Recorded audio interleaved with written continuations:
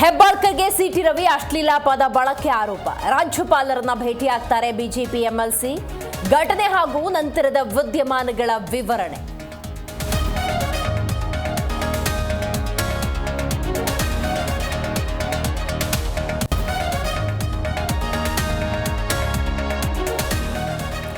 ಸರ್ಕಾರದ ಕುಮ್ಮಕ್ಕಿನಿಂದ ಆತ್ಮಹತ್ಯೆ ಹೆಚ್ಚಳ.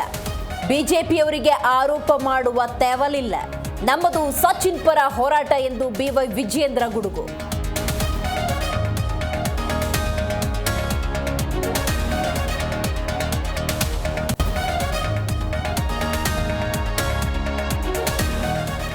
ಅಂಬೇಡ್ಕರ್ ವಿರುದ್ಧ ಅಮಿತ್ ಶಾ ಅವಹೇಳನ ಕಿಚ್ಚು.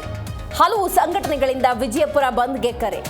ಪ್ರಯಾಣಿಕರಿಗೆ ಪ್ರೊಟೆಸ್ಟ್ ಬಿಸಿ, ಬಸ್ ಇಲ್ಲದೆ ಪರದಾಟ.